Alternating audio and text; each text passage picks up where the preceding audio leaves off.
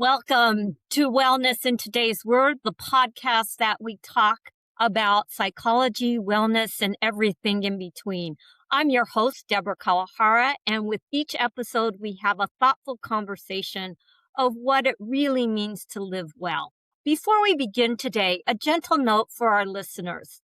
Today's episode includes discussions about hospitalization, trauma, and recovery. We approach these topics with care, but please take care of yourself as you listen. If you need to, pause or step away. With that, I'd like to introduce our guest today, author Banning Lyon, whose book, The Chair and the Valley, a memoir of trauma, healing, and the outdoors, follows his deeply personal journey through hospitalization, trauma, and the long road of healing that follows. It's also a story of finding restoration through nature and learning how to live with rather than erase the impact of trauma. My hope is that this conversation is honest and reflectful. And whether you're on your own wellness journey or simply curious about what healing can look like over a lifetime, I hope you'll find something here that resonates for you. With that, I'd like to welcome Banning to the podcast, and I am so pleased that you are here today. What prompted you to write this book? Was it a moment, or did you envision the book, or was it something that took shape over time? The book, I think, originally started as a product of therapy. My current therapist, who until a month or two ago, I'd been seeing for 13 years or something. Early on in seeing her, I think the first few months, she recommended that I free write a lot. I honestly just kind of blew it off. At that time, I was not open to therapy because of my past. I was barely willing to even go to see a therapist and because of my past. And I just didn't take a lot of her ideas or thoughts seriously. And so through her constantly, gently sort of hassling me about free writing, I began doing it. But throughout most of my life, my friends or people who knew even a little bit about me said I should always write a book, but I never really took that seriously. It wasn't until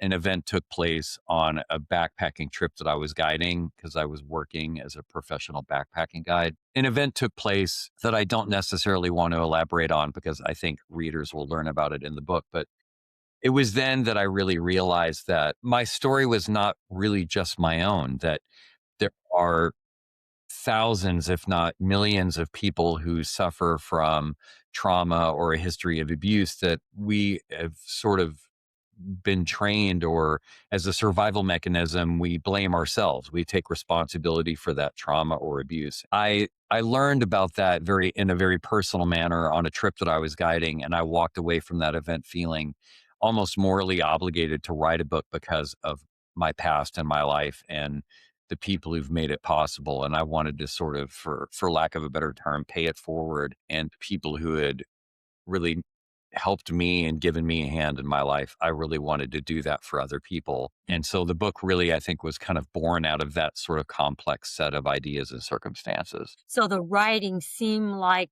it started in therapy as a way to process things, and then naturally then came into the book. I guess I was wondering, because, some of these things were so impactful when I read it. And I can only imagine you having to write it and revisit it. How was that process for you in terms of needing to kind of keep going over it? And I'm sure you had to do the editing process and things like that. So how was that for you? We don't have enough time to even begin to broach this topic. I was not a writer when I began writing a book. I was naturally talented as a writer, but I did not understand the craft of writing. I did not understand the nitty gritty, the art and craft of writing. And so it took 6 years to write the book. My writing work ethic, it was really kind of cruel and mean. A short day for me was an 8 to 10 hour day of writing. A long day for me was 12 to 15 hours or more. I wrote 7 days a week. I did that for 6 years, really, with no breaks. I had 4 nervous breakdowns. I became actively suicidal. I went into AFib twice. Writing the book was a horrifying experience that I oftentimes, even after getting the publishing deal with Maria Shriver, I was not sure whether the book had done me more harm or more good. It's only now that the book has been out for a year that I feel like it's been a net gain. It's Mm. actually been a benefit to me. Uh-huh. But the process of writing the book and constantly revisiting my memories of what happened to me, and not just to me, but to the people that I care about and love, like my friends from the hospital, the abuse that I witnessed, it was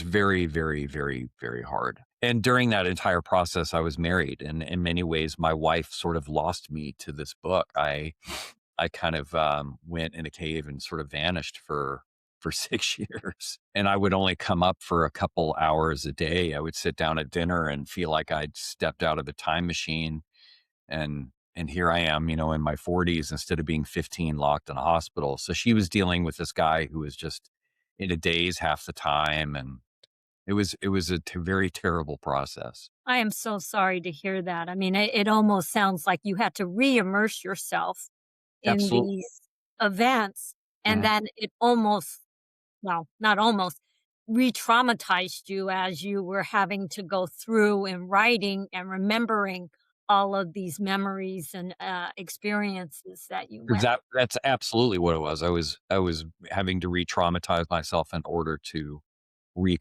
accurately recall all the emotions and the detailed events that I remember. And I do have this very hyper detailed memory. It's interesting how some people respond to trauma.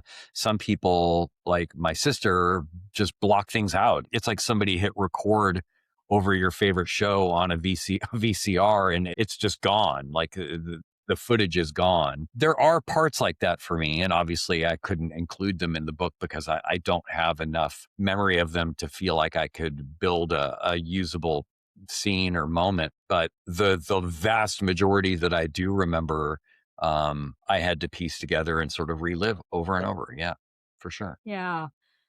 Well, I hope today that we can talk about it without it impacting you to that No, degree. one of the things that I mentioned, and this is one of my survival tools, and I do want to mention this since in many ways your audience is mainly going to be professionals or people who are dealing with patients that are dealing with mental illness or depression or whatever else.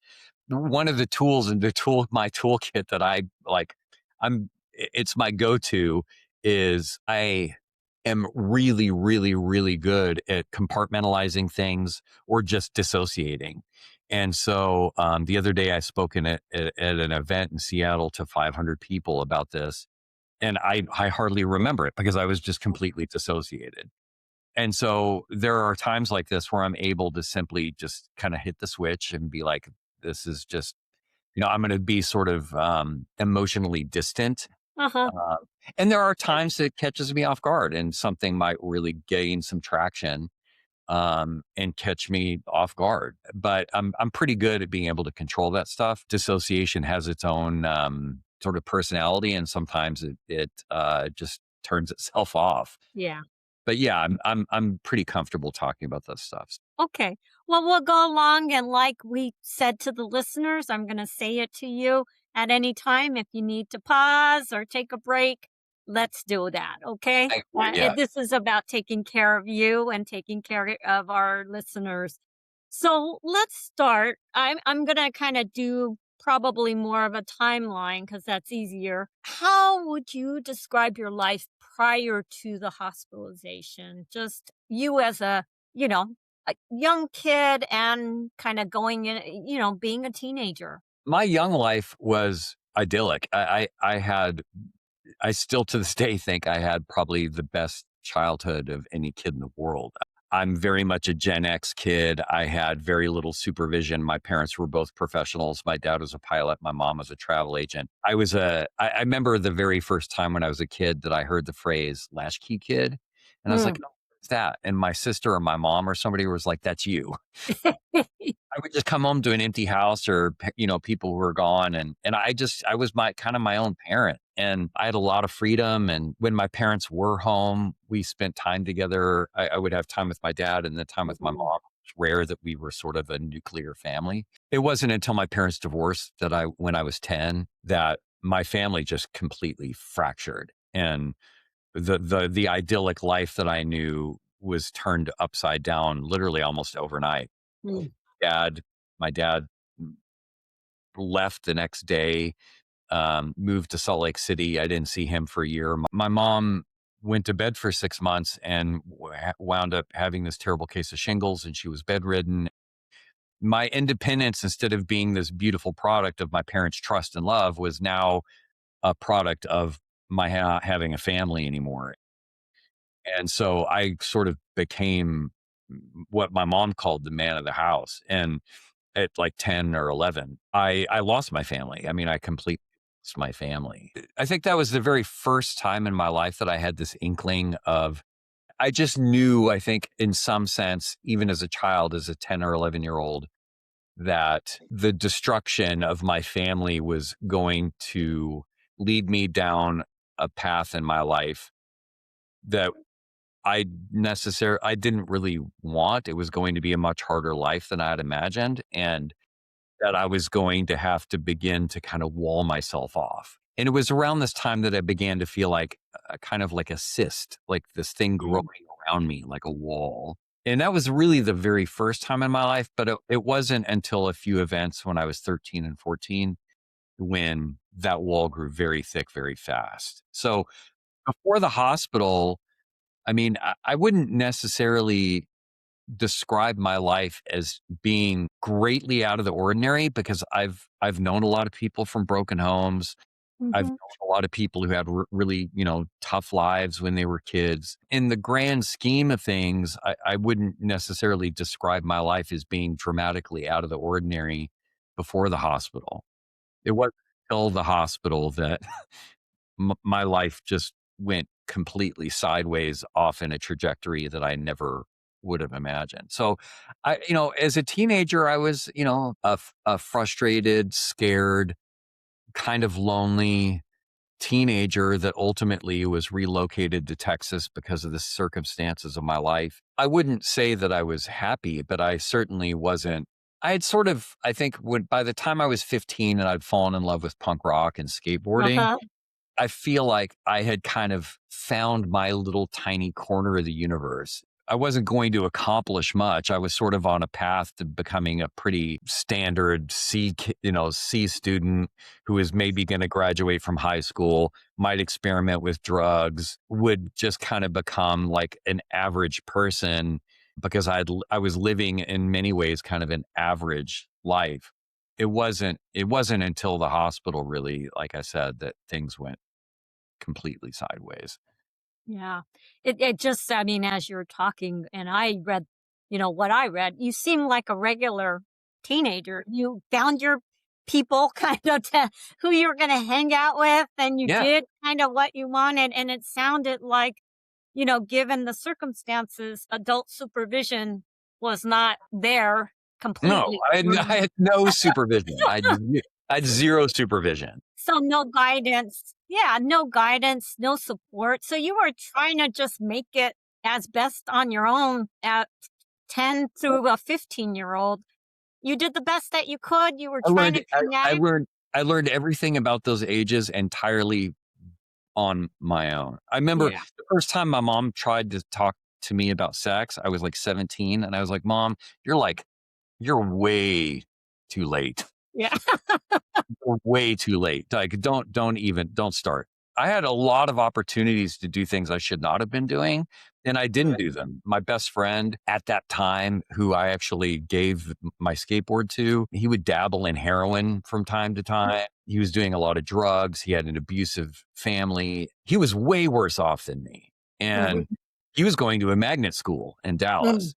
I had a lot of people in my life who were worse off than me, and some people Yeah. in my life who had a much better life than me. So I would have considered myself a really average, middle of the road teenager when I got put in the hospital. Yeah. So let's talk a little bit about the hospital and not specifically. I mean, to me, it was just how it was described. Your experiences were horrendous. And I have to say, it made me angry and it made me sad as I was reading it, just as another human to human, but also as a therapist, that what you had to endure almost reminded me of when I read things about prisoners of war is how I kind of related to what I was reading as I was reading the part about the hospitalization. So what I wanted to ask you about though is you've had some time away from that time in your life, and as you reflect on the hospitalization, how do you even make sense of that time in your life? What do you think about that occurred? This is a really hard question to answer. So, kind of an interesting fact, and I don't think she would mind my sharing this. The doctor, he will remain nameless. The doctor who was the lead physician, the lead psychologist, psychiatrist on the unit where I was held, he was not my assigned doctor, but I saw him nearly every day because he would come in and see his patient. Mhm. He would sit in on our group sessions. He died last year in October, and his daughter reached out to me shortly after his death. And she said, I wanted to make amends for what my dad did to you because he was a terrible human being. And I know Mm. what he did to you all in the hospital was wrong. She's a therapist, and she's reached out to a lot of my friends from the hospital to make amends for what her dad did. And she asked me during our I think first or second conversation, just what you asked me. Like, why do you think it happened? Like, how do you make sense of it? There's two answers to that. One is that as human beings, and I think this is one of the dangerous aspects of how our minds sort of work, is that we will assign reasons to things that don't really exist because it brings us a sense of control or comfort. And I think that's one reason that trauma survivors tend to blame themselves because Mhm. it gives you a sense of control. You're like, if I had done this differently, I wouldn't have been raped. If I had done this differently, Mhm. my parents wouldn't have hit me or abused me. If I had done this differently, this terrible thing would not have happened. And it gives you this sense of control. And Mhm. but in doing that, we are essentially blaming ourselves. We're assigning responsibility for the abuse and trauma that we survived to ourselves, which is not accurate. The second answer to your question, other than, the first being that I think we assign reason to places where there often is none, is that there are times where things are simply, there is no sense to be found. Mhm. Uh, Something was simply cruel, or somebody was just malicious or hurtful. Any sense to be found in it probably will never be found because those Mhm. people are dead or gone, or simply will never answer the questions that you need them to answer. And so then it's incumbent on the survivor to find their own sense of meaning in what happened to them. And I think that's where things get important, is because a lot of times survivors of trauma and abuse are left holding these disparate, broken pieces that they are trying to make sense out of. And my answer to them is find the answer that you need. Mm. Find your own answer. You don't need to find the answer that, oh, my dad was an alcoholic, therefore he beat my brother or beat me. I don't think that answer really ultimately is what's important. I think the answer that's important to the victim themselves is, what can I do with this? How can I Mm. take these pieces and make me a better person and a happier, more fulfilled person? And how can I then take that and make the world around me a better place? Like that's ultimately what matters. Why it happened, like, you Yeah. know, people can say, oh, well, the doctors and staff that ran our hospital were cruel or selfish or whatever. I don't know. I will never have that answer. I don't know. God knows I've spent countless hours of my life trying to come up with an answer as to why, for example, my doctor made me sit in a chair in my room and face the wall of my room for up to 12 hours a day, and they called it chair therapy. Mm-hmm. But what reasonable human being believes that that's actually going to be good for a patient? Like I'm not going to. There's no meaningful answer there. Like Yeah. for me, what can I do to take that and find something in that horrible experience that is going to make me a more fulfilled, more enlightened, more happy person? And then what can I do with that to then maybe make the world around me a more beautiful place? One of the things that you touched upon is how trauma impacts people so differently, Yeah. how we respond. And that part of that for you at least and kind of your message is okay, this has happened and that there may not be a reason why, just it happened, but that what do you do with that? How do you then take that and make some meaning out of it for yourself? And I guess Correct. I want to ask you, in terms of your own experience, how did you do that? And come to a spot where you feel like you're making meaning and making this place a more beautiful world. I can go down so many different rabbit holes and take up too much time trying to answer a question in different ways. But I'll draw from two instances here to try to answer this question. I studied philosophy for a long time when I was in college, and there's a piece written by Plato. Called the Meno, and it's a scene of Socrates trying to have a discussion with a child about, can you teach somebody virtue? Can you teach somebody to be a good person? And ultimately, his answer, the very first sentence of the last paragraph, if I recall correctly, as virtue is granted to us through divine dispensation.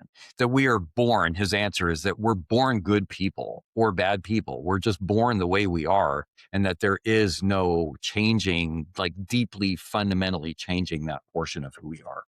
I think we all are wired a certain way in regards to how trauma affects us. And while there are ways to heal the trauma and there are ways to maybe change that wiring a bit, we fundamentally have like our resting heartbeat, the sort of response that we go to regularly. It oftentimes is kind of destructive, and that's what how mine is. Over time, I've had to learn to kind of respond differently to it. I tend to kind of take something terrible and relive it over and over and over and Mm, over. And in doing so, I'm trying to maybe find an answer or an alternative reality. Like if I had done this differently, then this maybe would have happened. Or a lot of times that process for me becomes like a rock in my pocket that I'm like rubbing until it's smooth, and it becomes like a muscle memory. I did that most of my life with a lot of the experiences that I went through, and it became this sort of masochistic, cruel way of reliving my past and trying to maybe make sense of it. To go to the second school of thought that really changed, I think, very much for the better my life. When I was 13 or 14, I fell in love with punk rock. There is a lot of really beautiful concepts and thoughts in punk rock. A lot of the early music that I listened to, Black Flag and Corrosion of Conformity and lots of other bands, there was this message in their music of always going against the grain, like never giving up, mhm, rising above. Like there's even a song by Black Flag called Rise Above. In a lot of that music is this sense of I'm going to push back against the forces that are trying to tear me down or hurt, mhm, redefine me. Ultimately, as a trauma survivor, there came a time where I got so fed up with my trauma defining my life and tearing me down, and me tearing myself down using these memories and things that I had just grown to hold on to as like this attachment, this thing that had this core idea or identity that had become this key part of myself, like a foundation yeah, of a house. I got so tired of those things defining my life that there was just a time where I was like, I'm better than this. Like Mhm. I'm so tired of tearing myself down and hurting and hating the people that have hurt me, that there's got to be more to life than this. And that's how I sort of found forgiveness for me. Forgiveness was not a product of, I love you, therefore I'm going to forgive you. Forgiveness for me was like, you, I'm done. Like I'm moving on. You're not going to define my life anymore. I'm going to redefine my own life. Forgiveness for me, I really found it out of a sense of being completely exhausted through having torn myself down for so long. And Mhm. that's where the very, very, very long, very difficult process of real therapy for me began, like trying to redefine therapy. I really do credit punk rock with forming that core part of who I am. You know, when I was 13 and my frontal cortex was trying to grab onto things in the world and assimilate them, punk rock was right there. And so I took that and I used it like Legos to build this very fundamental core part of my identity. And it's one of the really beautiful parts of who I am that I'm very, very grateful for. Like punk music saved my life. And it was those ideas of rising above and persisting in the face of adversity that I really credit for ultimately being able to carry me through the hospital and through the other tragedies that I went through in my life and finally believing like I can rise above this stuff. I mean, what it speaks to in terms of as I'm listening is you were able to then harness your agency and empower yourself to say, you know what? I am not going to let this trauma be kind of me and Correct. be, and that you decided, you know what? I'm going to rise above this. I'm going to define myself. I'm going to take it into my own hands and decide for myself who I want to be and what my life consists of. Absolutely. And you used a word there that is so critical. And this is if there's any message that I want to impart on like people who are you know want to go on to become therapists or psychologists or help younger people, it is that sense of agency. Never take a kid's sense of agency away. Never. Like the minute you begin to treat a kid like, oh, you're being 18 is just a phase, or being 15 is just a phase, or whatever you love is just a phase, or you discount the things, there are people that are important to them, or you, even worse, take away their ability to be independent or make choices for themselves. The minute you have that sense of agency taken away, especially in a therapeutic setting, it becomes really, really, really toxic because you're imparting your own beliefs and opinions on somebody else without accepting their feedback. We had no sense of agency in the hospital. And when we did on in the few occasions try to share like what we wanted Mhm. or what was important to us, we were either not listened to or that stuff was taken away. And so it's the sense of being able to control your own sort of destiny and have some say, at least to some degree, of what path you want to take and what might help you is so crucial, especially I think to younger people. And that I think in many ways was one of the most harmful and most damaging things about the hospital, apart from the sort of physical and emotional sort of mistreatment that we were experiencing. I think was that sense of losing our agency, having no, Yeah. just being subject to whatever these people wanted to do to us. Yeah. And I guess that's part of that piece of time in the hospital when you did try to assert yourself or try to empower yourself and have agency. They punished you. Correct. They would strap us to a bed or make us sit in a chair. They would immediately do whatever they could to snuff that out, to stifle our ability to assert ourselves. Yeah, absolutely. Yeah. And lots of kids were put in restraints for that. Yeah. Yeah. And for me, my sense of agency became a very quiet game of manipulation.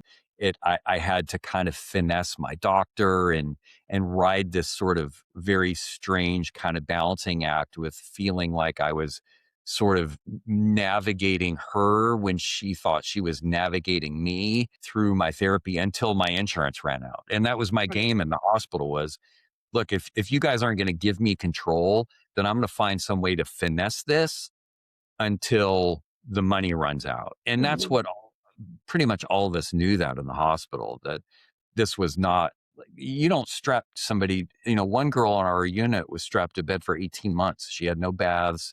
She had no self-care. She had to have physical rehab to be able to walk again. It was medieval. And when you see that for long enough and you live around that long enough, I mean, at least for me, it was obvious, like, this is not designed to help us. Like, nobody's leaving here better. All the things that they're doing to us are tearing us down and hurting us.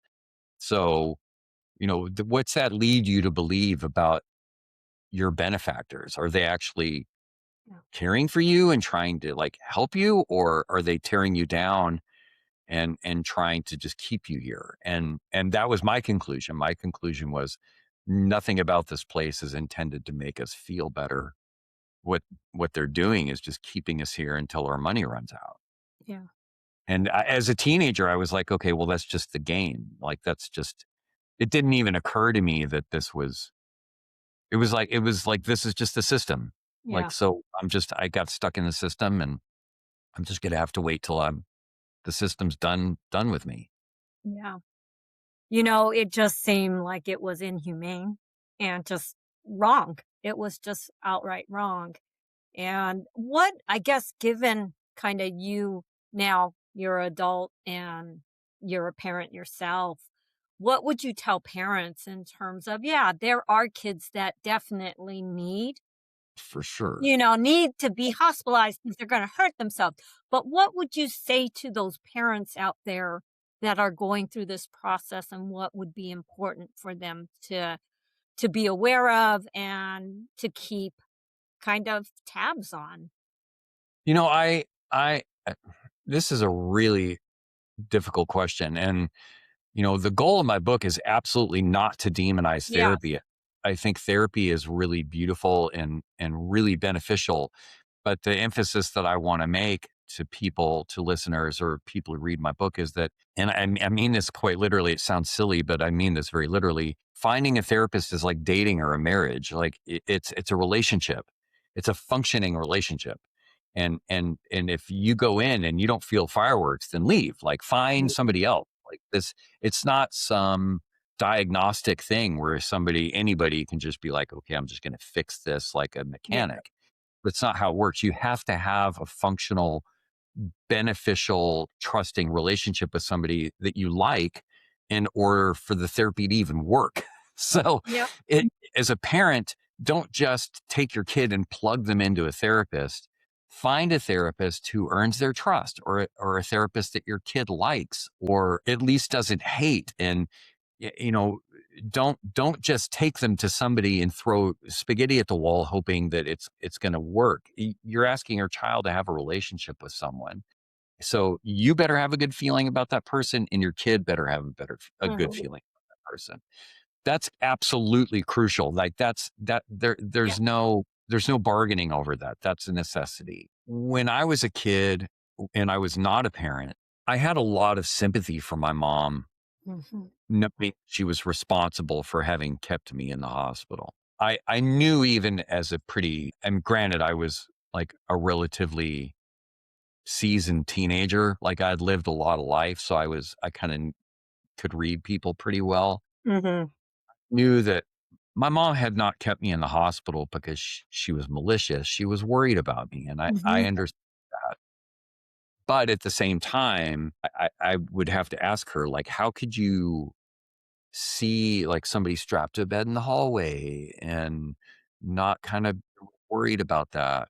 My mom was not privy to a lot of the things that were happening in the hospital because our visits were supervised and we were not allowed to tell them a lot of what was happening to us, or they would end the visit and send the parent away. I didn't know this until years later, but the doctors kind of basically terrified the parents at a debrief after the visitations and say, parents would be like, I want to pull my kid out of here. And the doctors would say, oh, well, if you pull your kid out of the hospital too early, they could kill themselves. You'll come home and find them dead. My mom was subject to all this stuff. And so I think if this is a situation that you're looking at and your child does need help, first sit down and talk to them. I love you. What kind of help could we get you that you might want? Again, give them some agency. I'm not saying let them make all the decisions. I mean, Yes. but I'm saying give them a hand, give them a part of that. Like give them 30% of the decision making process. Factor them in somehow and let them know that you're factoring them in. Don't just ignore them and do whatever you think is best for them. I cannot imagine my daughter or daughters being in a situation like that and me not having some alarm bells going off. And so I think there comes a time as a parent where you have to find a balance between my child needs help, but something about this place seems off. Something's wrong. Like I wasn't going outside. I didn't go outside for 5 months. How could my mom think that was my mom had to have had some alarm bells going off being like therapy doesn't look like this. Hmm. And that's another thing that I want to really share with your listeners too is people think, oh, well, these institutions don't exist. The stuff isn't like things aren't like this anymore. Yes, they are. I mean, there are a lot of institutions that still use restraints, that still use them for extended periods of time.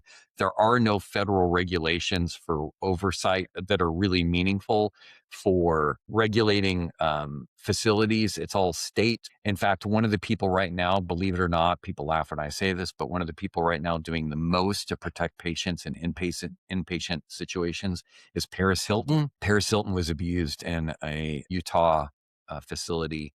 And ever since then, she's used her platform to advocate for patients' rights. So these facilities are still around and people are still taking advantage of patients. And so don't just take your kid to an institution thinking, oh, well, the medieval places aren't around anymore. They are.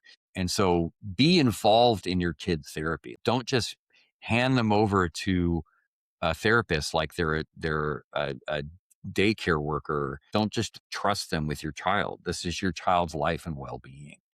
And so, check in on them, ask questions, be nosy, go and spend time with them on the unit. If they don't let you spend time with them on the unit, take them out of that hospital and take them somewhere else where you can spend time with them. Have an active role in their therapy. I think you said several points that I think are really important.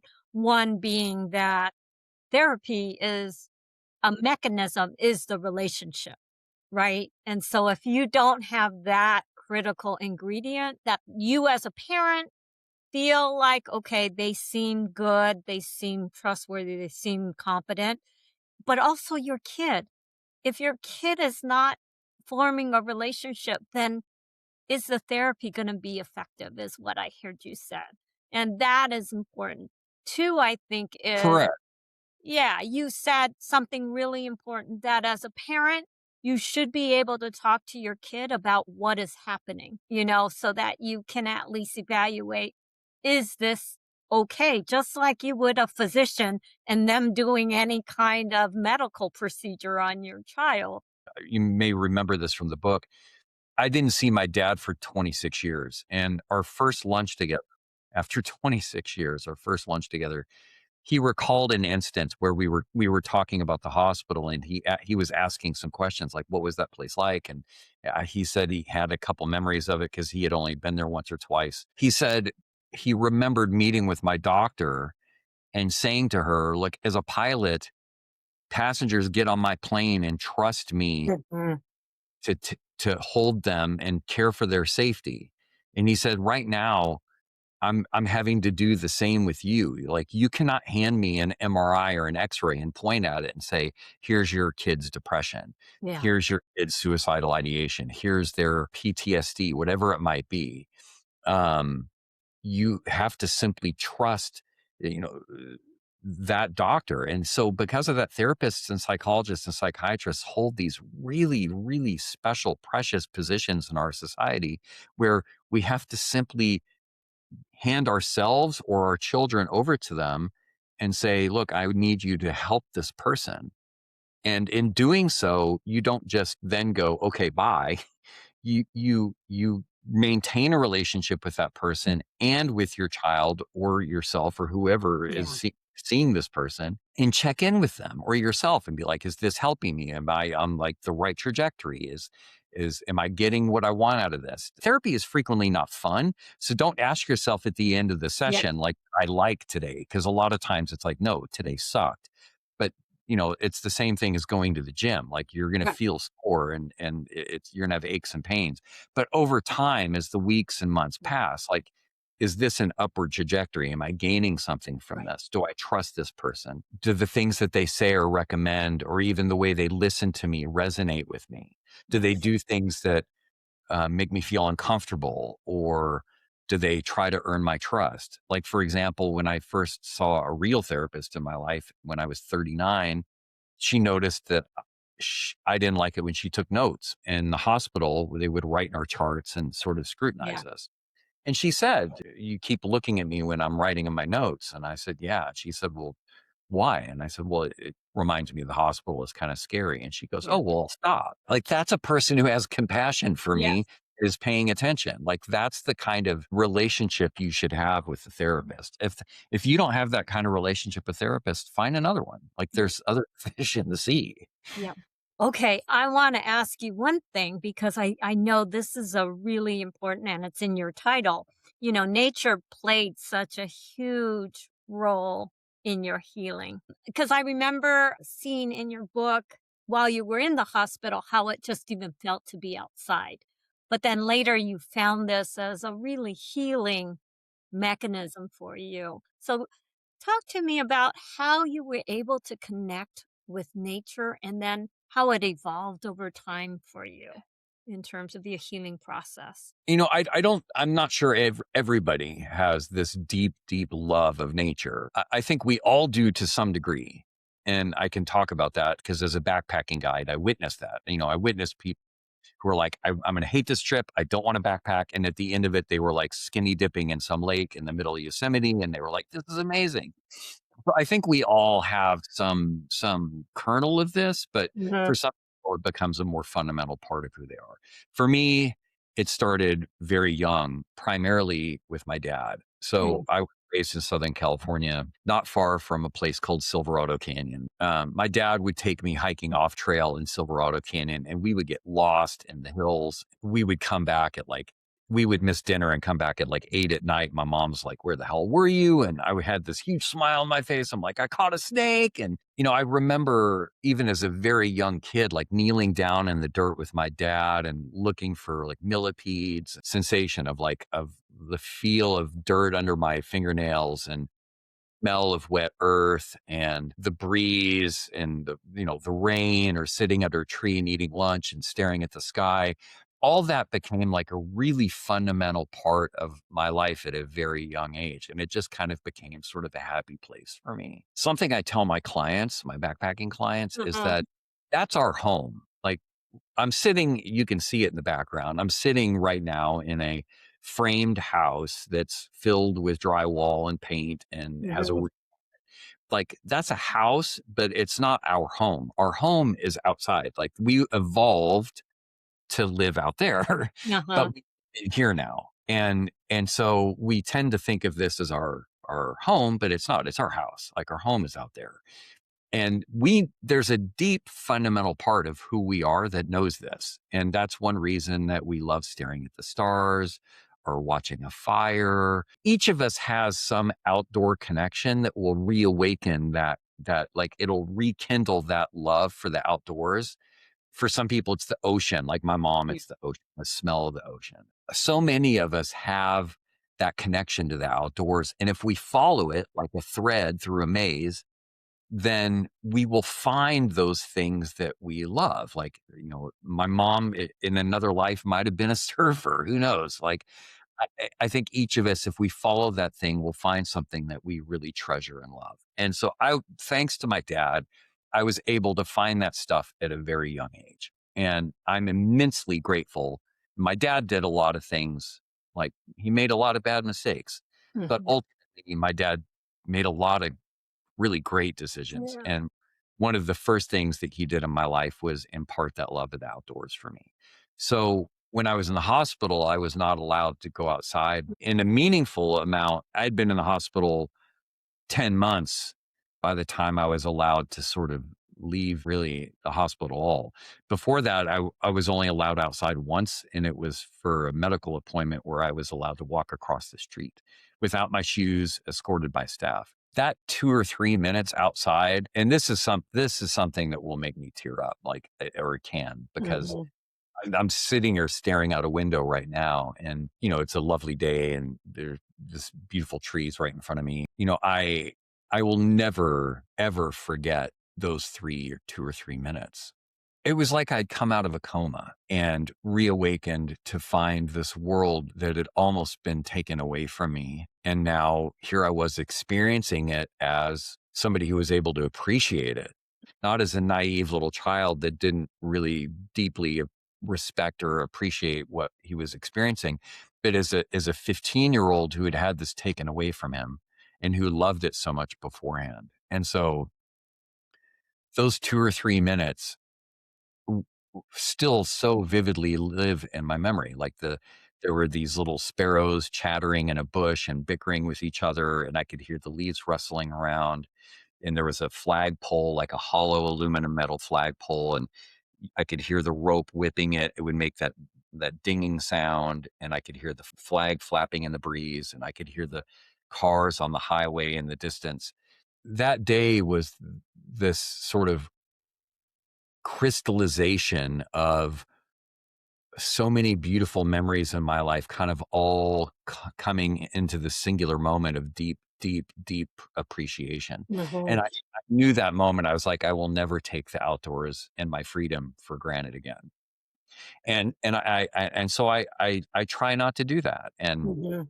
as a backpacking guide in Yosemite, like, who sometimes, when I was guiding, there would be days where summers where I was in the park for like nearly 80, 90 days. Wow. It's hard to not just drive through the valley and be like, I'm stuck in traffic. And then you look up and you're like, there's Half Dome and El Yeah. Cap. And you're like, here I am grumbling about being stuck in traffic.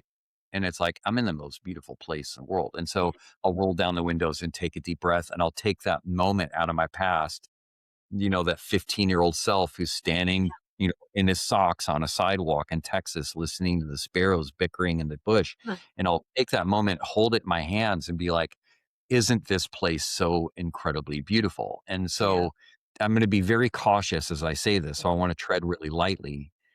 But to me, that is probably the most beautiful part of choosing to have a journey of healing through your trauma, because Mhm. you can take that horrible moment from your past, you can take it out and hold it and look at it and say, I'm not there anymore. Like, I'm Mhm. are really beautiful, or I'm with somebody I love, or it could be something silly, like I'm having a really good latte sitting on a bench in New York. Whatever it might be, you can take that horrible memory out and say, I'm not there anymore. That's not me anymore. Yeah. Like, I'm here, I'm free, I'm safe. And so that juxtaposition, that contrast is a part of the healing journey that I think is probably the most beautiful part. But it's a long journey. Like, when I lost my fiance when I was Yeah. 23, if somebody had told me that I was going to feel that way in the future, I'd be like, "F you." Like, that's Yeah. like, how dare you? And that's fine. A long part of the healing process is that you, and that's, Yeah. I applaud that. I absolutely applaud that. That's part of the journey. But you get far enough into it, and that stuff begins to fade, and it turns into something really beautiful. And I think that's really crucial to keep in mind. And I think that's something I would say, if somebody picks up my book and they're on the verge of taking their life, that's the one thing I would tell them. Mhm. It's just wait. Yeah. Like, just you can kill yourself tomorrow. Like, just keep waiting for the tomorrows, because the tomorrows will pass, and you can always do it tomorrow. And then, it's like, oh, a year of tomorrows has passed and I don't Yeah. want to do it anymore. And then 5 years of tomorrows has passed and I'm in a relationship now and things are better. And 10 years of tomorrows have passed and I'm not an alcoholic or a heroin addict and I've got a child now. And things may not always feel like they're getting better. Mhm. Sometimes things might feel like they're getting worse. It's not like a straight upward trajectory like a ramp. Like Right. there's gonna be hard days again, Hmm. but there will be better days again. Hmm. And you can't just wait always for the hard days. I'm a living product of this process. And in the future, I might have really hard days again, and I might be like, "You again." And it's not just all sunny and happy, but Yeah. that part of the beauty of being a human being is living through this, and we're all living through this together. It's not just you. Like the person next to you on the bus is going through this too. So, and that's I think in many ways another message in my book is that, and I just gave this speech in Seattle last week where I said like all rooms are filled with those same people and story. Like we all are suffering. We're all going through really hard times and some harder than others when you try to look at it objectively. But we're all suffering. And so when we begin to share our stories, we give each other some comfort and recognize that you're going through this too. It's like being in a boat alone on the ocean, stranded, and you turn and look behind you, and it's like, oh, there's somebody in the boat with me. And you're like, suddenly you realize there's hundreds of people in the boat Yeah. with you. Like, you're not alone at all. As you were talking, it's like the message that you're trying to give is, yes, there will be days that are hard. Yeah, man. And maybe, yeah, you're at a point where it's like, F this, but that there's other days that you may feel joy or you may feel elation.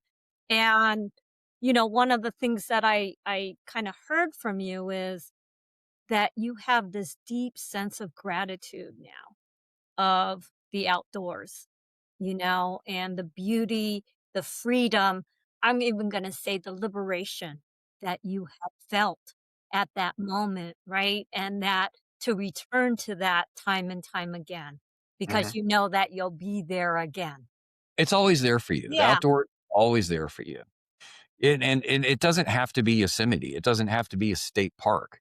It could be a tree in a courtyard outside in like your dumpy apartment complex. Like you Yeah. go outside and there's birds there. There's a tree there. There's some weeds there. Like the sky and the clouds. Like as long as you have access to some tiny little corner of the outdoors, it's always there for you.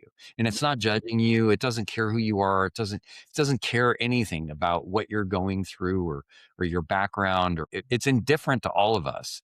It doesn't matter if you're some famous celebrity or you're me. Like bird can on one person just like on another. It like we are all equal when we're Mhm. outdoors.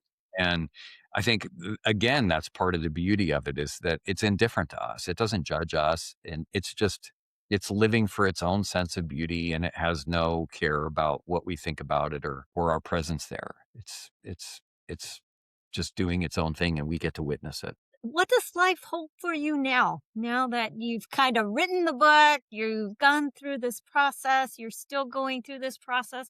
Kind of what does life look like for you now? Well, I'm a parent, so I've got 2 Yay. daughters and I'm a husband. The book is going out living its own life. It hasn't been the bestseller that I would hope Mm. to would have been, at least not yet. I know that books, it's a long journey, it's a marathon, it's not a sprint. Some parents, I think, feel like they don't want parenthood to define them. They Mm. don't want us to parent. I'm fine with that. Like, give me just parent. Like, I love having that be my identity. I love being a dad. I love being a husband. I probably will write another book someday. It will be a kinder process. Mm. I don't be so cruel and mean to myself. And I'm going to continue to support this book and help as many people as I can with it, which really is my goal. I do hope it ultimately gets more traction and can help a lot more people. And I'm willing to do what I can to support that endeavor. But really, other than being a husband, a dad, and an author, like that's it. Like Mm. I'm I'm fine with that. Yeah. How wonderful. How wonderful. So let's end with one question that I'd like you to kind of tell us from your life experience, from the book, from whatever. What would you want the listeners to take away from your war story in your journey? Probably the number one thing, and there's several things, but I think the number one thing I would want anybody to take away from my story is that our trauma does not have to define us. It doesn't have to become this core part of our identity. And that's a process because a lot of times it begins with a wound like that defines you, Hmm. and it becomes like this infection, and you begin to live this life and build over it. And then in many ways, part of the healing process is overcoming that trauma, and then that becomes part of your core identity. I'm not a trauma survivor anymore. Like I overcame that, but then you're still using that trauma as a way to define yourself. I'm kind of at a phase now where that is beginning to dissolve, and it's almost like what happened to me just doesn't even matter anymore. I've worked on it and worked on it and worked on it through therapy and writing the book and so many other things, and found other ways to redefine myself, whether it's being a backpacking guide or a dad or a husband or an author. That core part of my identity does not need to bear weight anymore. It doesn't need to be the foundation of the house. Like I have lots of other things that can support who I am and be that core part of who I am. And that was a really scary part of writing the book because I had a good friend, I still have a good friend who he guides people through therapy with psychedelics. And he asked me once, he said, "Would you like to do that like soon?" And I said, "I would love to, but not while I'm writing the book. But I need my trauma right now. Like I can't let it go. I don't want to let it go." And I remember thinking, who would I be without my trauma? And so that's, I think, what I would want people to really, the number one thing I would want people to take away from the book is don't let that trauma define you.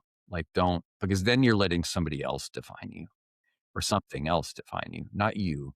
Go through the slow process of working on that and slowly dissolving it and healing it, and find something to fill that space with that's you, that you want there. It could be surfing, it could be weaving, it could be backpacking, it could be whatever, ice skating, I have no idea. You determine what you want to be that core part of your identity. There's a lot of things I would like people to take away from the book, but that's the briefest I can keep that answer, is that your trauma does not have to define you anymore. Powerful, powerful. Banning, I just want to thank you so very much for being here today and also what you went through in order to share your story. The book is compelling, it's powerful, it's informative. It's The Chair and the Valley, a memoir of trauma, healing, and the outdoors. Thank you for sharing the gift of your life because I think it's beautiful and you're Thank beautiful. thank you. That means a lot Um, to me. Thank you so much. yeah. Yeah. And if today's episode spoke to you, please feel free to share it with someone who might benefit, or take a quiet moment just to think about your journey on wellness. I thank you for being here, listening to Wellness in Today's World. Until next time, remember, wellness is a journey, not a destination. So please take care of yourself, and we'll see you next time. Bye bye.